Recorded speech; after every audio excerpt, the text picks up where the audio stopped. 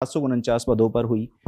सबसे मेन चीज़ आ रही है पदों की वृद्धि की माँग। आपका 1 दिन पहले एक सोशल मीडिया पोस्ट आया कि विभाग से कोई सूचना नहीं है, उसके बाद काफ़ी चिंताएँ बढ़ गई हैं। नमस्कार, जय हिंद। तो जैसा कि आपने बताया कि चतुर्श्रेणी कर्मचारी भर्ती के अंदर लगभग 54,000 पोस्ट हैं, 54,000। और जहाँ तक पद वृद्धि का सवाल है, उसके लिए हम नॉर्मली हमारी एक प्रोसेस होता है, हमारा प्रोसीजर होता है कि जैसे ही हम ये भर्ती निकालते हैं या फिर परीक्षा कराते हैं, तो हम विभाग से कॉन्टैक्ट में रहते हैं, जो नोडल विभाग होता है, और उनको बताते हैं, लिखित में भी भेजते हैं कि यदि इसमें पद वृद्धि की संभावना हो या बढ़ने वाले हों, तो हमको टाइम रहते इसको बता दिया जाए, ताकि हम उसको इसकी नोटिफिकेशन करके और उसके बाद ही रिजल्ट निकालें।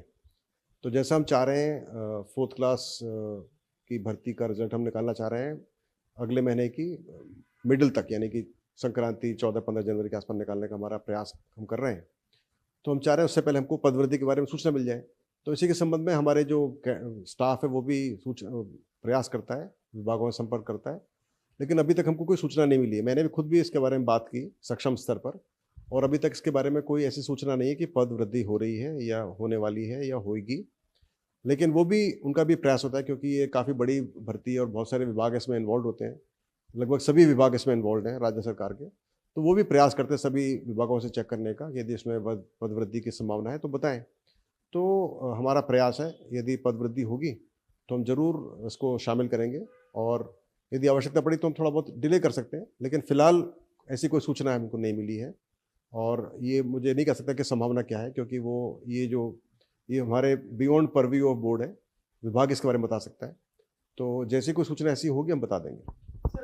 ये जो छात्र नेता हैं, युवा नेता हैं, वो लगातार कभी कहते हैं 6,000 पद बढ़ेंगे, 7,000 पद बढ़ेंगे, 1,700 पद बढ़ेंगे। अभ्यर्थी में बहुत ज़्यादा कन्फ्यूज़न रहता है। जो कहता है, वो उसकी बात मान लेते हैं। लगभग 21 लाख अभ्यर्थी हैं, बहुत सारे सवाल हैं और बहुत सारी आकांक्षाएँ भी हैं।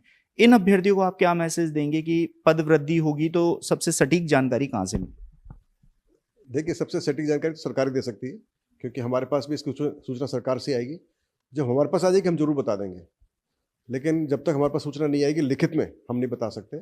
और अभी लिखित में और मौखिक कोई भी सूचना ऐसी नहीं आई है कि जहाँ पद वृद्धि हो रही हो। बाकी जो युवा नेता हैं या बेरोजगार नेता हैं, वो प्रयास कर रहे होंगे अपने हिसाब से, और हर एक प्रयास करता है कि भाई, चूँकि ये इसमें 21 लाख लोग बैठे हैं तो पद बढ़े। और सरकार की मंशा भी पदों को देने की, लेकिन यदि वो उनके पास स्कोप होगा देने का, तभी तो दे पाएँगे, नहीं तो नहीं दे पाएँगे। तो अलग-अलग विभागों के आवश्यकता अनुसार ही फिर पद वृद्धि होती है। यदि आवश्यकता नहीं होगी तो नहीं बढ़ाएँगे पद। तो ये अपन ऑन बिहाफ ऑफ विभाग बात नहीं कर सकते। और जहाँ तक सटीक जानकारी का सवाल है, मुझे लगता है कि कैंडिडेट्स को अ, सुनने में कोई हर्ज नहीं है, वो सुने, लेकिन अपनी तरफ से उसको ना बढ़ाएँ, ना अफवाह फैलाएँ। और जब पद वृद्धि हो जाएगी हम बता देंगे, और हम उसको बिल्कुल सटीक सूचना देंगे, जब भी हमको लिखित में ये सूचना मिल जाएगी। सर, देखिए, इस समय सबसे ज़्यादा हमारे पास सवाल आ रहे हैं पदों के वर्गीकरण को लेके। एमबीसी आरोप लगा रहा है कि 190 पद एक्स सर्विसमैन को ज़्यादा दे दिए हैं। ओबीसी वाले कह रहे हैं कि उनके 714 पदों में कटौती कर ली गई है। यही हाल 61 पदों का एससी का है, एसटी में भी लगभग 48 पद आ रहे हैं। ये पदों के वर्गीकरण को लेकर बहुत सारे सवाल हैं। युवा अब आंदोलन की भी चेतावनी दे रहे हैं कि हमारे पद हमें नहीं लौटाए तो हम आंदोलन करेंगे। देखिए, जहाँ तक पदों के वर्गीकरण का सवाल है, मैं पहले भी कई बार बता चुका हूँ कि हमारे पास विभागों से, संबंधित विभागों से हमारे पास अर्थना आती है, और इस केस में हमारे पास एक ही नोडल विभाग है, उससे अर्थना आई हुई है, और उसके आधार पर फिर हमने नोटिफिकेशन निकाला है। और वो नोटिफिकेशन जो निकालते हैं, वो बिल्कुल जो अर्थना में प्रारूप दिया होता है, जो वर्गीकरण दिया होता है, उसके अनुसार हम उसका निकालते हैं नोटिफिकेशन। और वो बाकायदा विभाग उसको अप्रूव करके हमको भेजता है, और विभाग उससे पहले काफ़ी होमवर्क करता है, जाँच करता है, रोस्टर्स की जाँच करता है, जिलों के रोस्टर की जाँच करता है, उसके बाद ही फिर ये करता है। तो एक बहुत बड़ी एक्सरसाइज़ सभी विभाग इसमें करते हैं, और नोडल विभाग करता है, उसके बाद ही हमारे पास ये अर्थना आती है। तो ये काफ़ी कुछ एक्सरसाइज करने के बाद हमारे पास आती है। अक्सर कैंडिडेट्स को उसके बारे में जानकारी पूरी नहीं होती है, और कुछ लोग भ्रमित करने की कोशिश भी करते हैं, मगर फिर भी उनको ऐसी कोई समस्या है तो वो अपनी समस्या प्रोजेक्ट कर सकते हैं।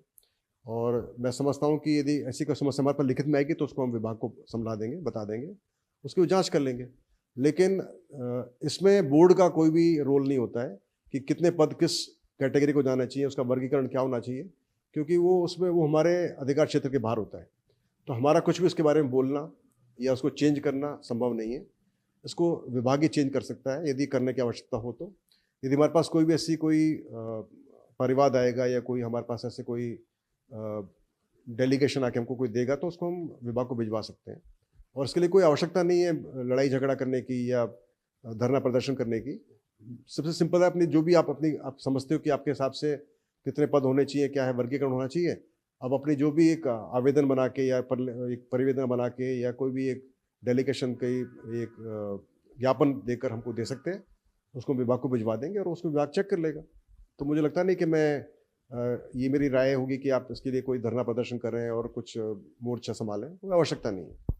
सर, चतुर्थ श्रेणी कर्मचारी भर्ती में वैसे आपने रिजल्ट की डेट लगभग 15 जनवरी बता दी है कि 15 जनवरी को आएगा। परिणाम जारी होना, अभी आपत्तियों पर काम चल रहा है, क्या आपत्तियों का निस्तारण कब तक होगा? अभी तक क्या कुछ हुआ? देखिए, इसकी आपत्ति हमको मिल चुकी हैं और वो कार्रवाई चल रही है। इसके अलावा हम कुछ बताते नहीं हैं कि निस्तारण हुआ, नहीं हुआ, कब होगा। ये सब हमारे आंतरिक मामले होते हैं। इसके हर एक मामले में हर एक को बताने की आवश्यकता नहीं होती है, मीडिया में भी और बच्चों को भी। और 15 जनवरी का हमारा प्रयास है, उसमें कई सारी चीज़ें जो आपत्तियां हैं, आपत्तियों का निस्तारण है, उसके बाद में नॉर्मलाइजेशन है। तो इसलिए हमारा प्रयास रहेगा कि हम 15 जनवरी तक इसका रिजल्ट निकाल दें। सर, 2 गुना रिजल्ट अब जारी होगा, लगभग 1 लाख अभ्यर्थी इसमें होंगे, दस्तावेज सत्यापन होगा। कब तक इस भर्ती के पूरा होने की संभावना आपको नजर आए? देखिए, हमारा काम होगा इसका रिजल्ट हम निकाल लें 15 जनवरी तक, और उसके बाद फिर मैं आशा करता हूं कि जो इसके लिए नोडल विभाग सरकार ने सोचा है वो उस पर डीवी के लिए फिर प्रक्रिया शुरू करेगा। अब ये यकीनन चूँकि 1 लाख इसमें बच्चे इसमें आएंगे, लगभग 1 लाख से ऊपर बच्चे इसके अंदर होंगे, डीवी में तो काफ़ी वक्त लगेगा। पर मैं समझ रहा हूँ कि इससे पहले भी कर्मचारी चयन बोर्ड ने जब एक L1 L2 की जब डीवी कराई थी, उसमें भी लगभग 1 लाख बच्चे ही थे। जब 48,000 बच्चों की जब डीवी हुई थी, जब शिक्षा विभाग ने कराई थी, तो पहले भी ये कार्रवाई हो चुकी है। अब थोड़ी संख्या थोड़ी ज़्यादा है, तो और पिछली बार शायद जिले स्तर पर हुई थी, इस बार मुझे मालूम नहीं कि कैसे इसको नोडल विभाग कराना चाहेगा, पर मैं समझता हूँ वो भी इसको शायद संभाग स्तर पर या जिले स्तर पर कराना चाहेंगे। तो जो भी होगा उसके बारे में विभाग को ही बताना उचित रहेगा।